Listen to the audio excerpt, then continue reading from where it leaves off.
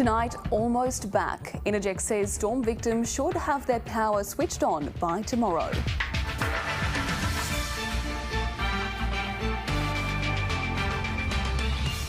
More Israeli bombs hit populated towns in Gaza as the US Secretary of State arrives in the region. Despite Rafah falling short, the Brisbane International draws back big crowds and famous faces. And a fitting end for one of cricket's greats, David Warner scores a half-century in his farewell test.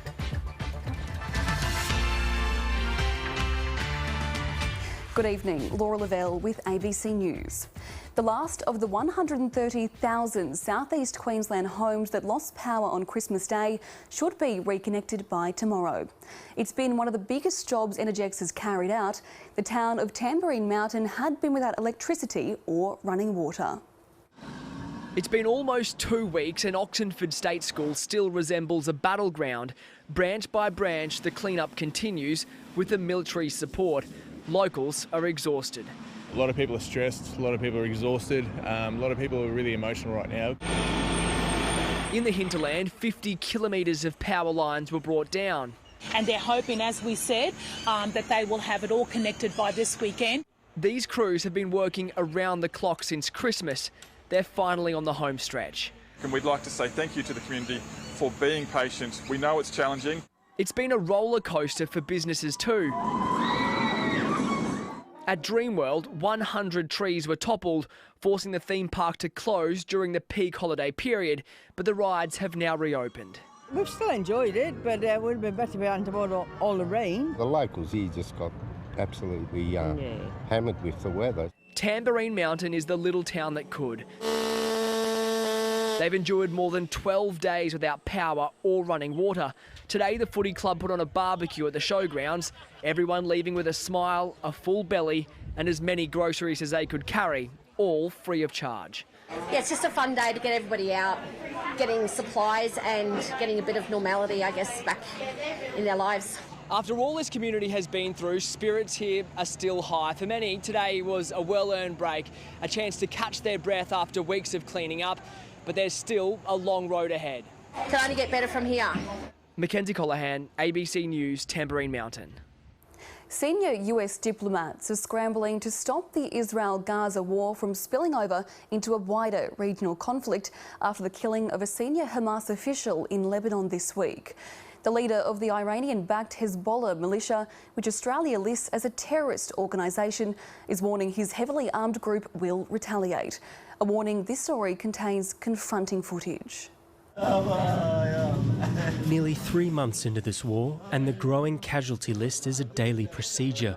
58,000 Palestinians wounded, 22,600 dead. But there is nothing routine about the grief Abdel has for his 2 sons, killed in an Israeli airstrike on Rafah. The Israeli government claims democracy and humanity, but they are inhumane. For the others who have lost loved ones, today is their chance to say goodbye. Propaganda videos released by both sides show a land of rubble, with little food and water. The UN says Gaza is now uninhabitable. In Israel, relatives cling to a hope they can get their loved ones back. Hostages taken by Hamas in their brutal surprise attack on October 7th, when nearly 1,200 innocent people were killed. Michael's 2-year-old nephew has been without his parents since the attack. The boy's mother killed by Hamas.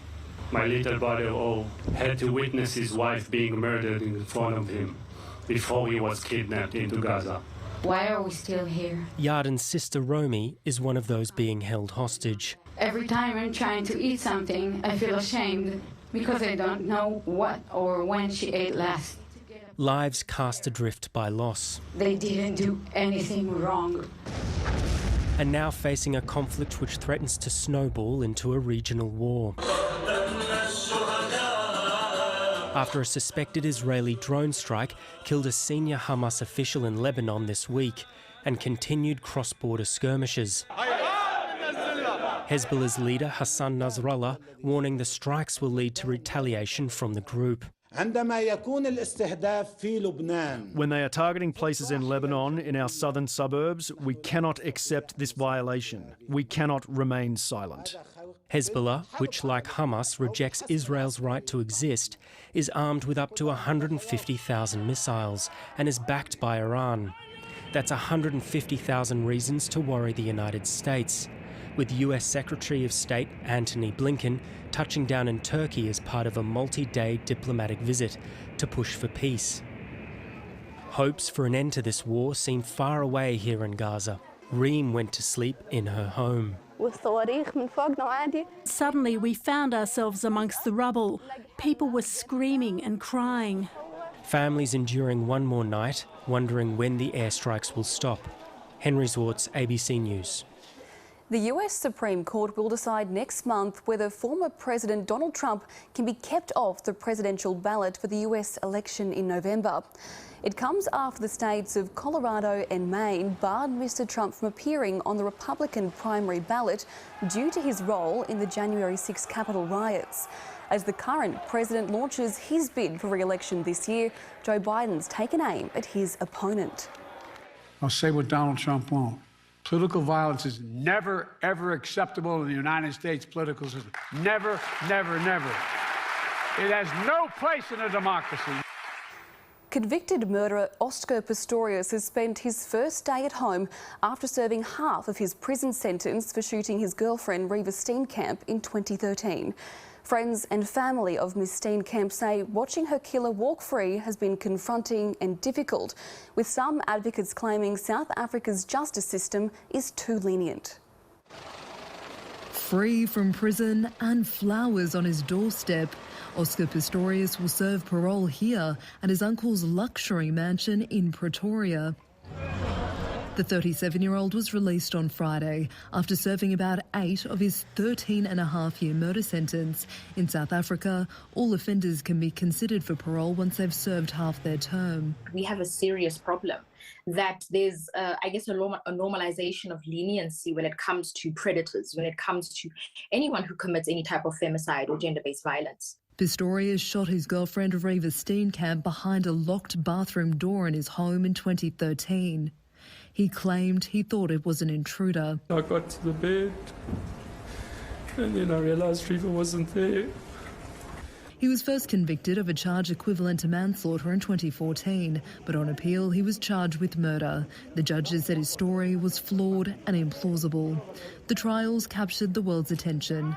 Pistorius was once considered a sporting hero in South Africa. Famous for being a sprinter, known as the Blade Runner, the first double amputee to compete at the Olympics.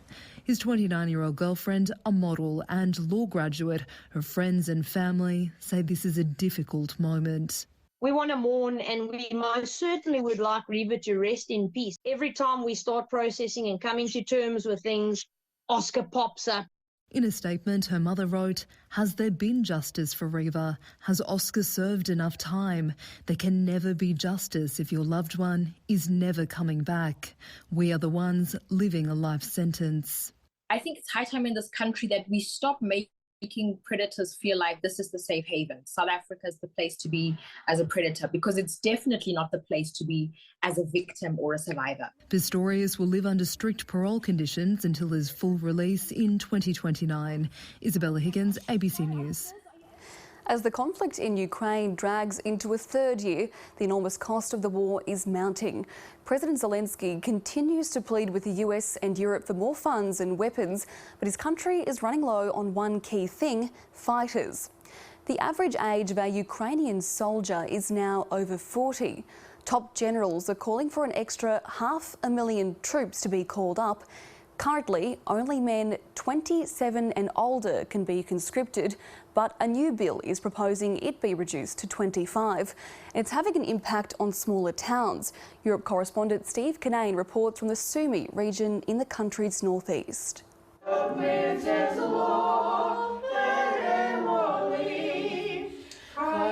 The women of Krasnopila have been doing their fair share of praying in recent times.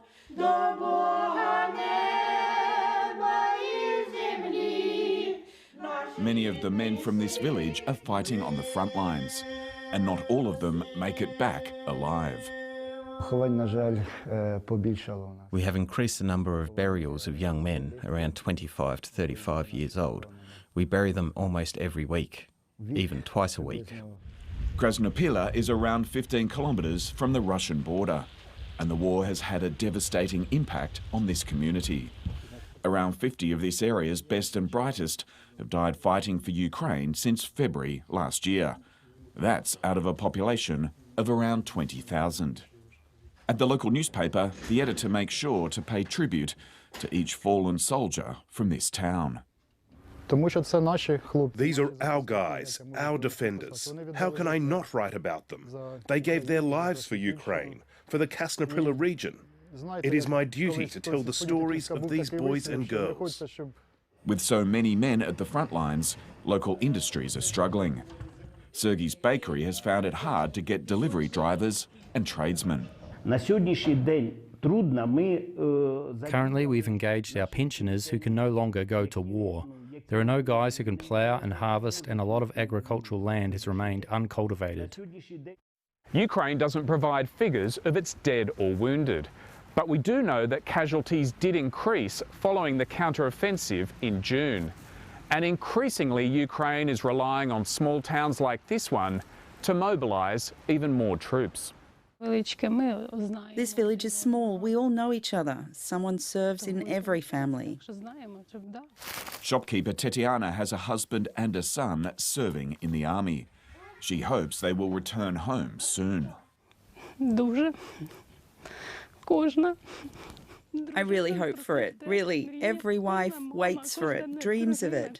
Every mother, every wife, every child dreams of seeing their father and mother at home. We all hope very much with all our hearts and with all our souls. In the meantime, the local women keep praying that 2024 will bring better news for their soldiers fighting on the front lines. Steve Kinane, ABC News, Krasnopila. Record crowds have flocked to the Brisbane International this year, with the competition wrapping up tomorrow. Many have been drawn to see Rafael Nadal in action, but the event served up celebrity cameos. It's been a winning streak after a 3-year hiatus. For 7 days, Brisbane has been swept up in tennis mania.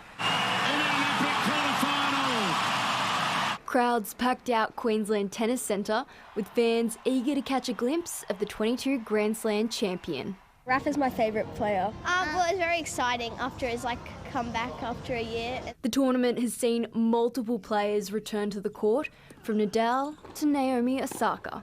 The former women's world #1 took to the streets and embraced the city. You know, Naomi has had a great time. She's been out and about. She's visited the Lone Pines. She's really soaked in the atmosphere of the event.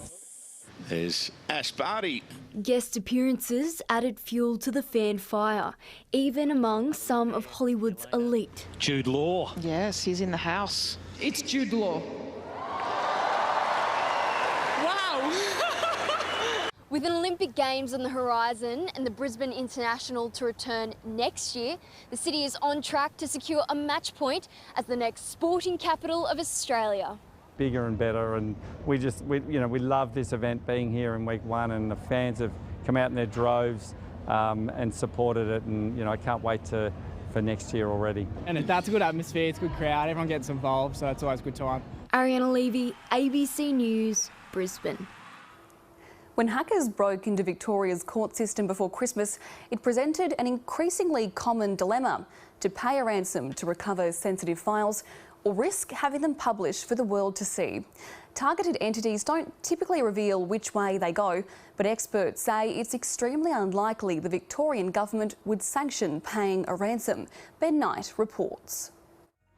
In late December, staff in the audio-visual department of Victoria's court system found themselves locked out of their computers and with a ransom note on the screen. Now, this is the first publicly known cyber attack on an Australian court system, but really it was only a matter of time. In the last financial year, the Australian Signals Directorate responded to 127 extortion-related incidents. So why do we only hear about a few of them? Some organisations are clearly not communicating with the public and their stakeholders the way they should. Alistair McGibbon is a former head of the Australian Cyber Security Centre. He now works in the private sector. We see companies and organisations that don't pay, where they're never contacted by the criminal and the criminal doesn't do anything. And of course we've seen some terrible examples where payments aren't made and criminals do carry out their threat. Those are the ones that go public, like Optus, which refused to pay a ransom and saw 10,000 of its customers' data published online. Now, experts, both public and private, advise against paying ransoms. But it's not that simple. Every organisation has to consider the risks, whether it's the safety of individuals or whether the cost of fixing the breach is more expensive than paying the ransom. When it comes to the attack on Victoria's courts, it's even trickier. Alan Lisker is a US-based threat analyst. He's seen attacks on court systems around the world. Governments are among the least likely agencies to pay, which is unfortunately why we see so much court data leaked by these ransomware actors, because they don't get paid for it. Alistair McGibbon says more Australian organisations need to speak up about ransom attacks. I think we will see more and more of this reporting over the years as organisations get more comfortable with owning up to the fact that they've been victims of crime. There is no shame in being a victim of crime. The shame is on the criminals, but we can all do more to prevent criminality, and that's what we've got to do in 2024. Now, most often, of course, the victims are the general public because it's their private information that's at stake. Getting compensation can be difficult, and in this case, it might not even be possible. Ben Knight, ABC News, Melbourne. Former Maroon State of Origin favourite and NRL player Carl Webb has been farewelled in a crowded service in Western Queensland. A warning to our viewers, this story contains images of a First Nations person who has died. Hundreds of people, including rugby league legends, attended the funeral in Dalby. The 42-year-old died in late December after a 4-year battle with motor neuron disease. Webb's son Hunter remembered his dad for his strength, not on the field, but because of his courage fighting the disease. Players from a local rugby league club wore jerseys and formed a guard of honour. Club members say his commitment to the community will be his legacy. Despite the adversity he was going through, he gave everyone a shining light. What he did off the field was even better than what he did on the field, and I think a lot of people saw that, and it was a testament to his character. American-British actor David Soul, best known for his role in the 1970s TV show Starsky and Hutch, has died aged 80. Units in the vicinity, a 211 in progress at Stardust Adult Books. In an era of no seatbelts, Soul was Hutch, the blonde half of the wisecracking cop duo. David Soul went on to star in films including Salem's Lot and the Dirty Harry movie Magnum Force. After his big screen success, he also scored a worldwide hit with the song Don't Give Up on Us Baby.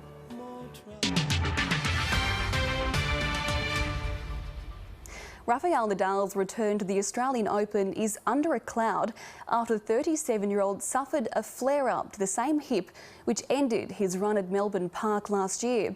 Just 3 matches into his injury comeback, he was eliminated by Aussie Jordan Thompson in a marathon quarter-final in Brisbane. A sight no one wanted to see, Rafael Nadal's left hip causing the 37-year-old grief once again. When it happened last year, I felt something drastic immediately. No, not today I didn't feel anything. The only problem is because the place is the same, you are a little bit more scared. In his 3rd game in just 4 days after a year sidelined, this was Rafa's toughest challenge. Put the kettle on, we're going the distance. Jordan Thompson saved 3 match points, the quarter-final entering a 4th hour. Thompson has done it. To beat Rafa in Brizzy at home in a quarter-final, I think it's my first semi-final on a hard court as well, so yeah, couldn't be happier. For Rafa, it'll be a nervous wait to see how his body recovers in time for next Sunday's start to the Australian Open. Honestly, I am not 100% sure of anything now. Fans could get a potential Oz Open women's final rematch in Brisbane after Elena Rybakina breezed through her semi-final in straight sets. Well, it's been another devastating display from the number 2 seed. Top seed Aryna Sabalenka plays Victoria Azarenka for the other place in the final. The men's top seed Holger Rune didn't drop a point in the deciding tiebreaker as he prevailed against Roman Sakulin. The world number 8 has booked a spot in the Brisbane International Final. In the United Cup, Poland is the first team through to the decider after Hubert Hurkacz and Iga Świątek both won their singles matches. I knew that even if I'm gonna, make some mistakes, we still have mixed doubles, and it was I was feeling pretty safe. Jessica Stewart, ABC News. Melbourne Park is buzzing with the arrival of the world's top players as they get ready for the Australian Open. With shorter days on court and a $10 million increase in prize money, this year's event looks set to draw record crowds. The silverware has been polished and the countdown is on. It is just going to go booyah, like it's going to be fantastic. Some big changes are coming for the 15-day tournament, which gets underway next weekend. And to really have a massive opening on a Sunday night, it'd be something special. Security will be tight as usual. Russian and Belarusian colours are still banned as players from both nations continue to compete as neutrals. As for displays of Palestinian and Israeli flags in the stands, Players competing in the event, those flags are allowed to be displayed. Fans can expect more shade at the venue and fewer late nights thanks to scheduling adjustments that include an extra day of play. You cannot guarantee how long a match is going to be, but the likelihood is extremely low. The move is welcomed by three-time Grand Slam winner Andy Murray, who blasted officials last year after a 4 a.m. finish against Thanasi Kokkinakis. Tennis Australia says ticket sales are already up and it's confident the changes it's made to the tournament will help break last year's record 840,000 people through the turnstiles for this year's main draw. 10 years on from his men's singles win, world number 49 Stan Wawrinka has his sights set high.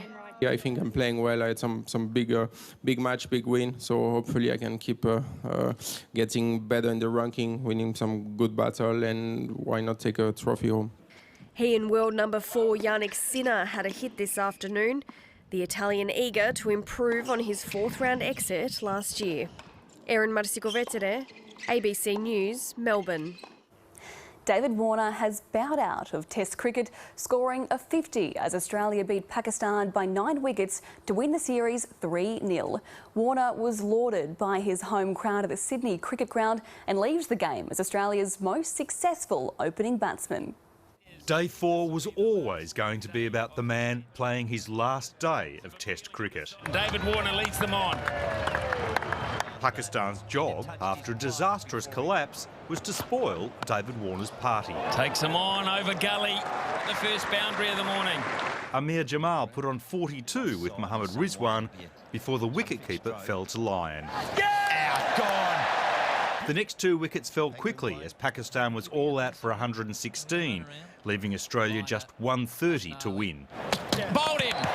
All eyes were on David Warner as he came out to bat with his childhood friend, Usman Khawaja. Brilliant scenes of love and respect at the SCG. Pakistan, desperate to stay in the game, got Khawaja in the first over. Oh, that's close. That's really close. He's got him. But Warner soon found his groove.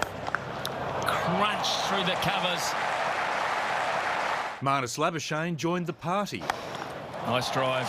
And David Warner gave the crowd what they came for. 50 for Warner. The Sydney Cricket Ground is his stage. We are blessed to be in the audience. But Warner's luck ran out on 57. With Pakistan's review of an LBW not out decision. And wickets hitting. And that's it. That is the finish for David Warner. It was left to Labuschagne to hit the winning runs. Victory for Australia. I've had a lot of ups and downs through my career. I've had to come back and overcome adversity, and I think today just showed to me that I do have a lot of support, and I'm very, very grateful for that and very thankful for that. It's a big hole that he's filled, and we're going to miss him. And so one era has ended and another is about to begin, with the Australian selectors due to pick Warner's replacement for the first test against the West Indies in just 11 days' time. Steve Smith has put his hand up to open the batting, which would allow Cam Green to come back into the side. But there are other specialist openers who also have a claim on the position. David Mark, ABC News, Sydney. The Australian women's cricket team has lost the first of a three-match T20 series against India in Mumbai. India won the toss and sent the visitors into bat. Tita Shadu tore through Australia's top order to finish with figures of 4 for 17. The Aussies were all out for 141 in the final overs as Phoebe Litchfield fell 1 run short of her half-century. India's Shafali Verma led the run chase with an unbeaten 64 as her side reached the target with 14 balls to spare. One of Australia's biggest car festivals has taken a brief break from the engine revving to celebrate an iconic hairstyle. The Mullet Fest competition got underway today at Summer Nats in Canberra, with entrants young and old eager to compare their cuts. They call it business at the front, party at the back. And the starter's gun has been fired in a nationwide search for Australia's best mullets. Hundreds of entrants graced the stage in this round alone. I think I went all right, but there's some pretty dirty mullets up there. It'll be tough competition. For Curtis, his 80s-inspired hairstyle was never really in doubt. It's a family tradition, really. Dad's had a mullet, Mum's had a mullet, everyone's had a mullet, so you've got to have one. A family affair too for the little ones, starting young but no less dedicated than the grown-ups. The only reason I really grew my mullet was from Mullet Fest. Give us a little turn around. That is very impressive. We actually started growing them together, and then just with my workspace it just becomes far too hot, so I said, Hamish, you're on your own. But while some of these do's are clearly high maintenance, others make it look easy. Just brush it every day and, yeah, good shampoo and conditioner. Summer Nats 2024 motored into its final days, but not before the festivities spilled out into suburban Canberra. ACT police seized 3 cars overnight after hoon driving incidents. One driver caught doing burnouts has been ordered to front court, with police warning antisocial behaviour will not be tolerated. Patrick Bell, ABC News, Canberra. Taking a look at the weather now, some rain activity in Western Queensland overnight. Showers also today for areas west of Mackay. More than 80 millimetres recorded near Finch Hatton. Patchy rain across the southeast, but thankfully nothing compared to what we've seen since Christmas Eve. Taking a look at temperatures, a mixed bag across the state, above and below average in some areas. 42 in Julia Creek, but a bit cooler for places like Birdsville and Roma compared to what they've had in the past week anyway. Also cooler in Brisbane today, 27. The same for Gympie and the Sunshine Coast, Ipswich 29. On to pitches, a stunning sunset at Tangalooma. Thanks, Ian. Gavin, hoping for rain out west near Roma. Looks like you got some in the end there, Gav. And John sent in this eerie shot of the Woody Point jetty this morning. Thanks, John. Checking the satellite, lots of cloud over South Australia and northwest Queensland. It's sitting ahead of a trough that's generating lots of activity, and we can really see that here on the chart. You can see the massive line of showers and storms that developed over New South Wales and Victoria today. It's expected to move east over the coming days, so more shower and storm activity forecast. Checking the capital, severe thunderstorms possible for parts of Victoria. Melbourne 27, storms for Adelaide and 28, sunny and 36 in Perth. Back home, rain on both sides of the state tomorrow. Severe thunderstorms possible in the far west and interior. Also the chance of showers for central and north coast. Checking that now, showers expected for Mackay, the same for Cairns, Townsville and Rockhampton. Possible storms in the far northwest, 35 for Mount Isa, 34 in Emerald. Out west, showers and possible storms for Longreach, tops of 39 there, 34 for Charleville, Roma and Thargomindah. For the southeast, partly cloudy in most places. The chance of a light shower for the Sunshine Coast through to Bundaberg, 30 for Hervey Bay and Gympie, 29 for Warwick and Kingaroy. In Brisbane, tops of 29, the same for Logan and Redcliffe, cloudy and 30 in Ipswich. On the bay, winds east to southeasterly up to 20 knots and seas up to 1.5 metres.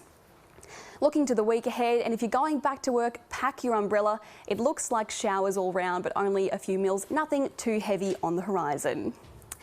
Well, that's ABC News for the moment. Thanks so much for joining us. It's up to date on our website, but for now, from all the team, have a great night.